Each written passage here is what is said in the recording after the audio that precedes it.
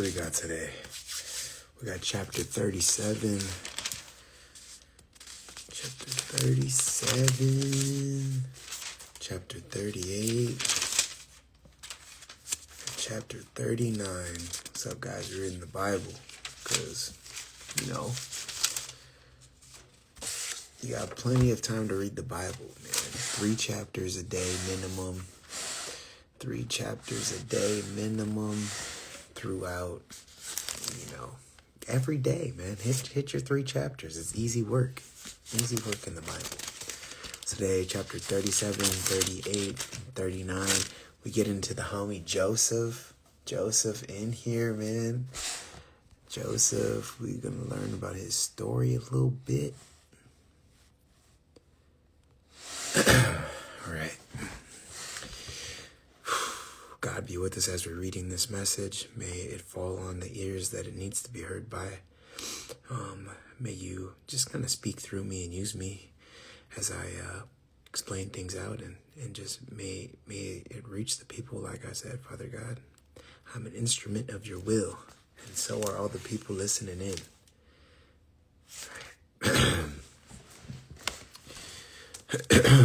Joseph's dream, chapter 37. Jacob lived in the land of his fathers, sojourning in the land of Canaan. These are the generations of Jacob. Joseph being 17 years old, was pasturing the flock with his brothers.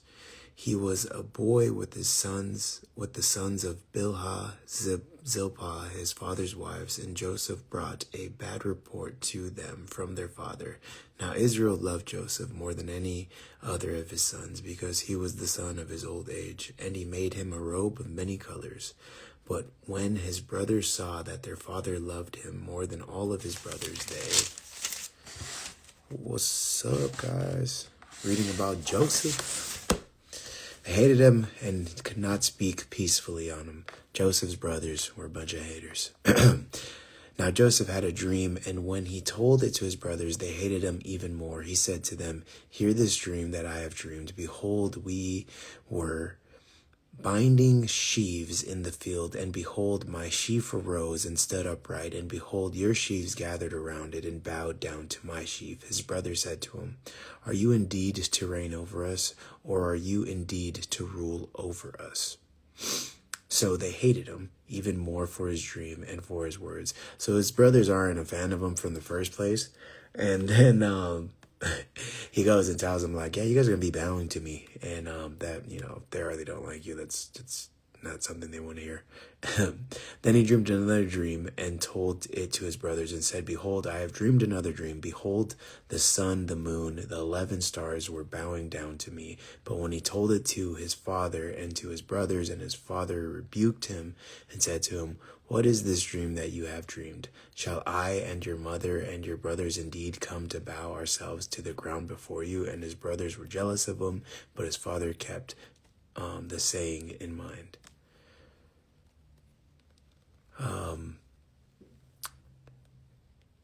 Do you remember me? I don't know. Your name is AK1 rah rah rah 1. Not necessarily. Right, back to the story. Back to Genesis. Now his brothers went to the pasture, their father's flock near Shechem, and Israel said to Joseph, "Are not your brother pasturing the flock at Shechem? Come, I will send you to them." And he said to him, "Here I am." So he said to him, "Go now, see if it is well with your brothers and with the flock, and bring me word." So he sent him from the valley of Hebron, and he came to Shechem. And a man found him wandering in the fields, and the man asked him, "What are you seeking?" "I am seeking my brothers," he said. "Tell me, please, where they are pasturing the flock." And the man said, "They have gone away, for I heard them say, let us go to Dothan." So Joseph went after his brothers and found them at Dothan. They saw him from afar, and before he came near to them, they conspired against him to kill him. They said to one another, "Here comes this dreamer." That reminds me of, I don't know if you guys, there's this thing that happens when you kind of hang around people that kind of aren't doing a lot for themselves. They'll be making fun of you by insulting you with something that's good for you. They'll be like, oh, like you go to college and you're hanging around a group of people that haven't been in college, you know, or don't think they can make it to college. They'll be like, all right, college boy, let's see what you got, you know. Oh, look at little college boy over there. Like it's an insult. And so it's kind of like what they're doing right here. They see their brother who just had a dream that he's going to be, you know, like, that people are going to be bowing down to him, that he's going to be some kind of ruler. And they're like, here comes the dreamer. Come now, let us kill him and throw him into one of the pits. Extreme haters. Then we will say that a fierce animal has devoured him, and we will see that, and we will see what will become of his dreams. But when Reuben heard it, he rescued him out of their hands, saying, let us not take his life. And Reuben said to them, shed no blood, throw him into this pit here in the wilderness, but do not lay a hand on him, that he might rescue him out of their hand to restore him to his father. So when Joseph came to his brothers, they stripped him of his robe, the robe of many colors, and that he wore, and they took him and threw him in the pit. The pit was empty and there was no water in it. So at least his brother comes. He's like, you know what, brothers, other brothers, let's not kill our little brother. Let's just throw him in this hole so he can't get out. You know, he'd probably die eventually, but, you know, not by their hands. Then they sat down to eat, and looking up to see a caravan of Ishmaelites coming from Gilead with their camels bearing gum, balm, and myrrh on their way to carry it down to Egypt. Then Judah said to his brothers, what profit is it if we kill our brother and conceal his blood? Come, let us sell him to the Ishmaelites, and let not our hand be upon him, for he is our brother, our own flesh. And his brothers listened to him. Then Midianite traders passed by, and they drew Joseph up and lifted him out of the pit and sold him into Ishmaelites for 20 shekels of silver. They took Joseph to Egypt. So, you know, at least they're like, you know, yeah, let's not kill him. Let's not have that blood be on his hands. Let's just sell him into slavery. So that's what they end up doing to him. When Reuben returned to the pit and saw that Joseph was not in the pit, he tore his clothes. He returned to his brothers and said, the boy is gone, and where shall I go? Then he took Joseph's robe and slaughtered a goat and dipped it in the robe in the blood, sent the robe of many colors and brought it to their father and said, this is what we have found. Identify whether it is your son's robe or not. And he identified it and said, it is my son's robe. A fierce animal has devoured him. Joseph is without a doubt torn into pieces. Then Jacob tore his garment and put sackcloth on his loins and mourned for his sons many days. All his sons and all his daughters rose up to comfort him, but yet he refused to be comforted and said, no, I shall go down to Sheol, my son, mourning. Thus his father wept for him. Meanwhile, the Midianites had sold him into Egypt to Potiphar, an officer of the Pharaoh, the captain of the guard. So he goes and he gets sold to eventually end up in Egypt. Now, chapter 38 is a little different because 37 is also talking about Joseph being sold into slavery. And Judah, of all people, being the one who decides to let's sell him for silver. 38 takes a step away from the story of Joseph, and then 39 goes back to Joseph. So bear with me on this thing that's gonna sound like it has nothing to do with it, but like it kind of does. All right. It happened at the time that Judah went down from his brothers and turned aside to a certain Adulamite whose name was Hira. There Judah saw the daughter of a certain Canaanite whose name was Shua. He took her and went to her, and she conceived and bore a son, and he called his name Er. She conceived again and bore a son, and she called his name Onan. Yet again she bore a son, and she called his name Shelah. Judah was in the Chezib when she bore him. She's busting out boys left and right. And Judah took a wife for his firstborn, and her name was Tamar. But Judah's firstborn, was wicked in the sight of the Lord, and the Lord put him to death. Then Judah said to Onan, go into your brother's wife, and perform the duty of a brother-in-law to her, and raise up an offspring for your brother. So, like, there was this thing back then where, because, you know, like, they don't expect a woman to kind of take care of themselves. So if your brother had a wife and then your brother died, you would take his wife as your own wife. And then, so that's what's happening here. But Onan knew that of the offspring would not be his. So whenever he went into his brother's wife, he would waste the semen on the ground so as not to give offspring to his brother. And what he did was wicked in the sight of the Lord, and he put him to death also. Then Judah said to Tamar, his daughter-in-law, remain a widow in your father's house till Shelah, my son, grows up, for he feared that he would die like his brothers. So Tamar went and remained in her father's house. In the course of the time, the wife of Judah, Shua's daughter, died.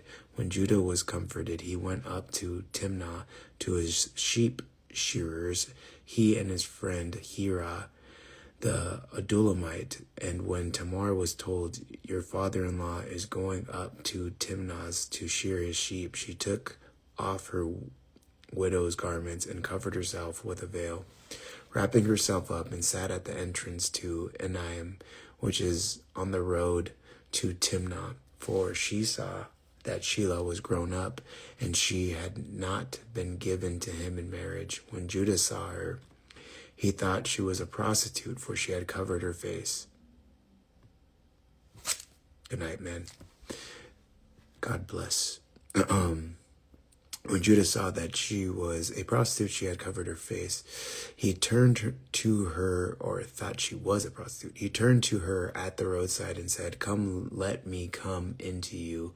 For he did not know that she was his daughter-in-law. He said, what will you give me, that you may come into me? He answered, I will send you a young goat from the flock. And she said, if you give me a pledge until you send it. He said, what pledge shall I give you? She replied, your signet and your cord and your staff that is in your hand.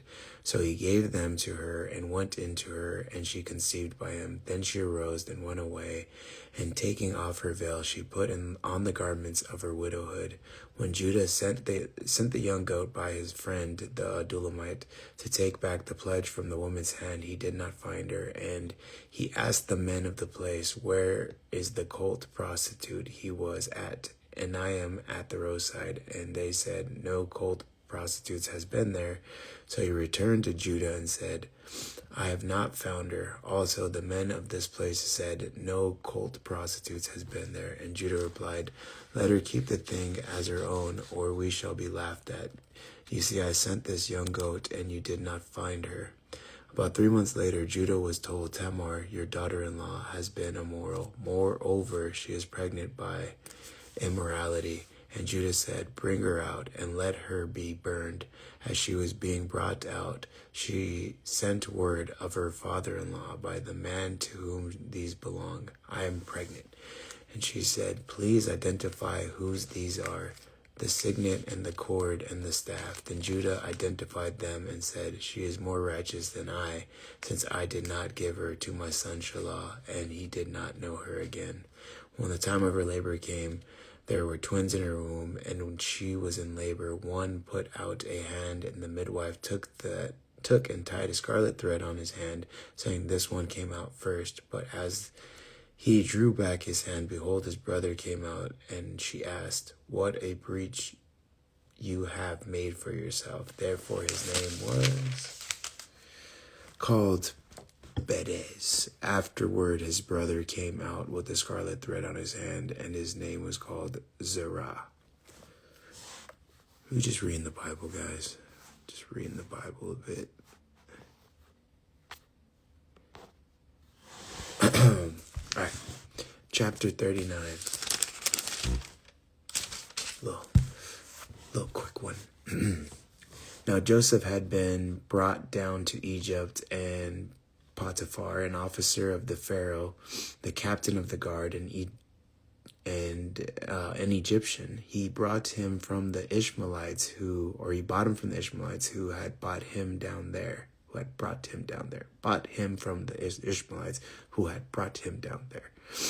The Lord was with Joseph, and he became a successful man, and he was in the house of his Egyptian master. His master saw that the Lord was with him, and that the Lord caused all that he did to succeed his hands.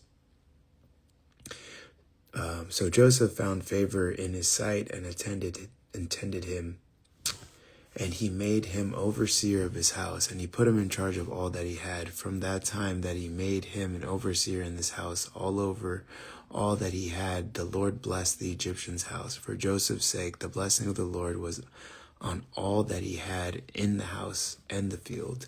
So he left all that he had in Joseph's charge, and because of him he had no concern about anything about the food he ate. Now Joseph was handsome in form and appearance, and after a time his master's wife cast her eyes on Joseph and said, "Lie with me."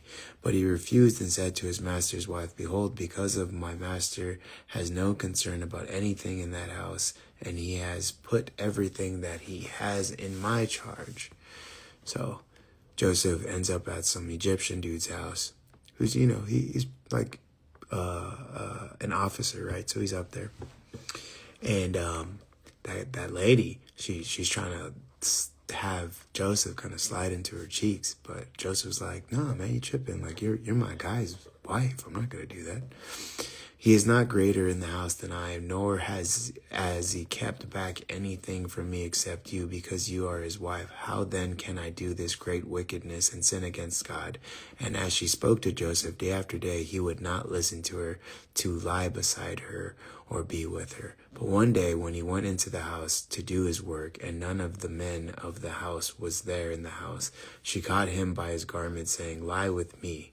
But he left his garment in her hand and fled and got out of the house. And as soon as she saw that he had left his garment in her hand and he fled the house, she called the men of her household and said to them, "See, he has brought among us a Hebrew to laugh at us. He came in to me to lie with me and cried out with a loud voice." So she's trifling, man. She's trifling. She was like telling Joseph to go lie with her. Joseph's like, "Psych, you tripping." And then now she's saying that he did, even though he didn't. And as soon as he heard that I lifted up my voice and cried out, he left his garment beside me and fled and got out of the house. Then she laid up in his garment by her until his master came home. And she told him the same story, saying, "The Hebrew servant whom you have brought among us came in to me to laugh at me, but as soon as I lifted up my voice and cried, he left his garment beside me and fled out the house." As soon as his master heard these words that his wife spoke to him, "This is the way your servant treated me," his anger was kindled. And Joseph's master took him and put him in prison, the place where the king's prisoners were confined, and he was there in prison. But the Lord was with Joseph and showed him steadfast love and gave him favor in the sight of the keeper of the prison. And the keeper of the prison put Joseph in charge of all the prisoners who were in the prison. Whatever was done there, he was the one who did it. The keeper of the prison paid no attention to anything that was in Joseph's charge, because the Lord was with him, and whatever he did, the Lord made it succeed. So like,